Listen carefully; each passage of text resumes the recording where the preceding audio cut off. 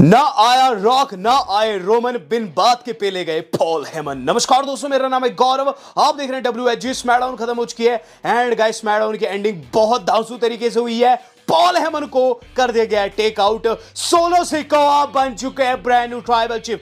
यहां दोस्तों आपको बताना चाहूंगा, solo Sikoa brand new tribal chief बन चुके हैं। माला पहना दी गई है, पॉल हेमन को लेटा दिया गया है। जेकब फाटू उनके इन्फोर्सर है। तो गाइस स्मैकडाउन खत्म हो चुकी है, जो कि गाइस आज MSG से लाइव थी, जो कि गाइस वर्ल्ड फेमस एरिना है, जहां लगभग 19,000 लोग बैठे हुए थे और गाइस हर कोई चैंट लगा रहा था वी वांट रोमन। लेकिन गाइस रोमन नहीं, हम लोगों को शुरुआत में देखने को मिलती है वहां सोलो सिकोआ की एंट्री। सोलो सिकोआ दोस्तों वहां आते हैं और हम लोगों को दोस्तों एक चीज देखने को मिलती है कि सोलो सिकोआ दोस्तों वहां बिना जेकब फाटू के आते हैं। चीजें दोस्तों यहां शुरू हो पाती इससे पहले दोस्तों हम लोगों को वहां एंट्रेंस देखने को मिल जाती है।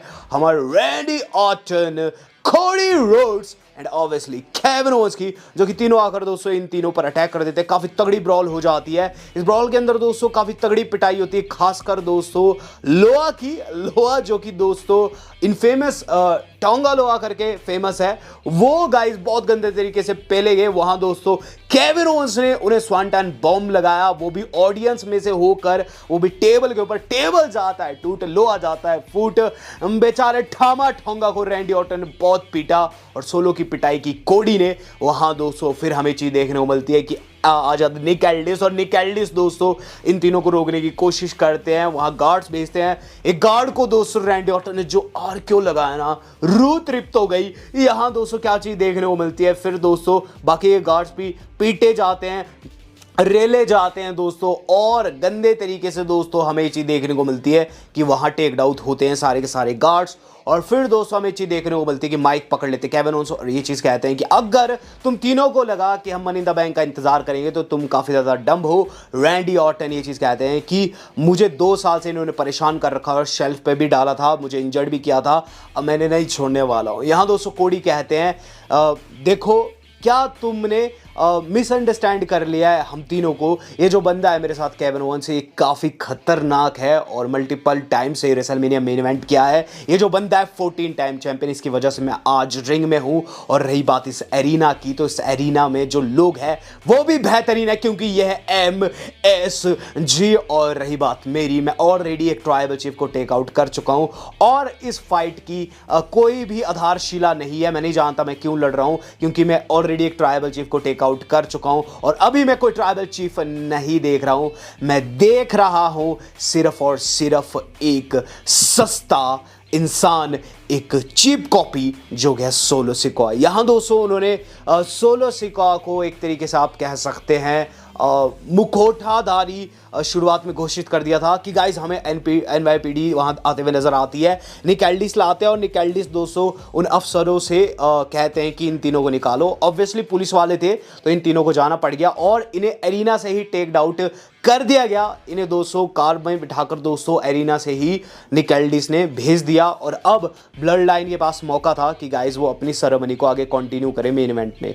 हम लोग दोस्तों अब देख रहे हैं ट्रिपल थ्रेट। ये ट्रिपल थ्रेट नाइट का पहला ट्रिपल थ्रेट था, जो कि कैंडिस लेरे, जेड कारगिल, टिफनी स्ट्रैटन के बीच में। टिफनी को काफी अच्छा पॉप मिला, मैच दोस्तों काफी अच्छा जा रहा था। मैच के मिड में दोस्तों नाया जैक्स आ जाती है दोस्तों टिफनी के सपोर्ट में और बियांका आ जाती है दोस्तों जेड कारगिल के सपोर्ट में। लेकिन इसी दौरान हमें क्या चीज देखने को मिलती है कि एंड जैसे में जब जेड को टेक आउट करने नाया जैक्स जाती है, पीछे से बियांका उन्हें पकड़ लेती है और गाइस मौके को भुनाने दोस्तों इंडी हार्टवेल आ जाती है, जो कि सादा करना चाहती थी कैंडिस की। उन्होंने अटैक कर दिया जेड पर, लेकिन अंदर दोस्तों उल्टा कैंडिस लेरे की पिनफॉल हो गई और गाइस टिफनी स्ट्रैटन दोस्तों उन्हें मूनसॉल लगाकर पिनफॉल ले गई। टिफनी स्ट्रैटन यहाँ क्वालिफाई कर गई।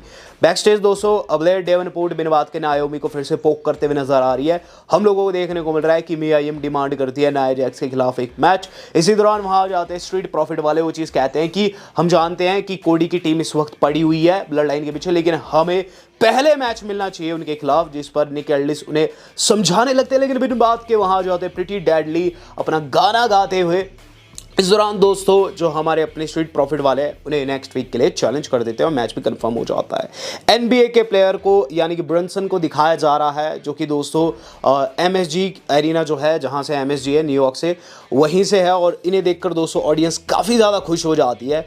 फिर दोस्तों हमें ये चीज़ देखने को मिलती है कि वहाँ दोस्तों जो हमारे अपने लोगन पॉल है वो भी आते हैं। और लोगन पॉल दोस्तों एंट्रेंस लेते हुए जो उन्हें हराए थे एक एनबीए मैच में सुपरस्टार इंडियाना पेसर्स के, उन्हें लेकर आते हैं, जो कि दोस्तों लोगों को बिल्कुल नहीं पसंद। टायरीज इनका नाम था। और फिर दोस्तों Logan Paul LA Knight versus Escobar begin होता है। Match was good. मैच के एंड में चीज़ देखने को मिलती है, टायरीज जो कि फ्रेंड है लोगन पॉल जिन्हें साथ में लेकर आए थे, उन्हें ब्रास नकल देने को कहते हैं। वो नकल देने जाते हैं, लेकिन इसी बीच दोस्तों उन्हें कन्फ्रंट करते हैं दोस्तों एमएसजी न्यूयॉर्क के सुपरस्टार, यानी कि जो एनबीए सुपरस्टार है वो दोस्तों इन्हें कन्फ्रंट करते हैं। और दोनों के बीच में दोस्तों तगड़े वाला फेस ऑफ होता है। हमें चीज़ देखने को मिलती है, ऑडियंस अपनी सीट से खड़ी हो गई थी इस फेस ऑफ के दौरान।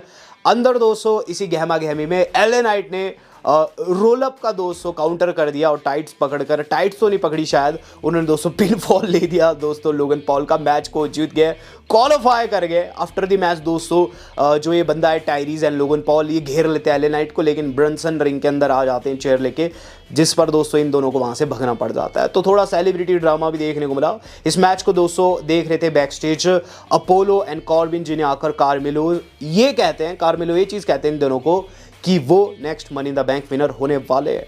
हम लोगों को दोस्तों अब देखने को मिल रहा है Paul Heyman and solo Sikoa का सेगमेंट। इस सेगमेंट के ड्यूरिंग दोस्तों रोमन रेंस के नाम की चैन लग रही थी, हर कोई चिल्ला रहा था we want Roman, we want Roman, लेकिन रोमन नहीं थे ऑब्वियसली। वहां दोस्तों पॉल कहते हैं सोलो से कि देखो मैं वाइज मैन हूं और मुझे आपको बताना चाहिए, आपको मुझे बताना चाहिए कि एक्चुअल में क्या चल रहा है और क्या कुछ सेरेमनी में घटित होने वाला है। साथ ही साथ जेकब फाटू कहाँ है, जिस पर सोलो सिकोआ उनसे झूठ कहते हैं कि जेकब फाटू आज एरिना में नहीं है। और रही बात मैं तुम्हें वाइज मैन कहता हूं ना, तो ये चीज़ हम मेक श्योर करेंगे मेन इवेंट में। हम लोग दोस्तों अब देख रहे हैं दोस्तों एक मेगा सेगमेंट जो कि गाइस ट्राइबल चीफ से जुड़ा हुआ था। इस सेगमेंट के अंदर दोस्तों हमें दिखाया जाता है सिक्का फाटू की जर्नी को, कैसे वाइल्ड समोअन टैग टीम चैंपियन बने। और फिर ये चीज़ दिखाई जाती है कि रोमन रेंस के फादर थे, और जो चीज़ मैंने आपको बताई थी रेसलमेनिया 32 में जैसे वो सपोर्ट किए थे, वो क्लिप भी दिखाई जाती है। और ये चीज़ बताई जाती है कि रोमन एंड सिक्का में काफ़ी ज़्यादा सिमिलरिटी है, क्योंकि ऑन स्क्रीन तो दोनों काफ़ी डेंजरस लगते हैं, ऑफ स्क्रीन काफ़ी जेन्युइन, काफ़ी जेंटलमैन है। इस दौरान दोस्तों उनकी रोमन रेंस के साथ बहुत सारी तस्वीरें दिखाई गई।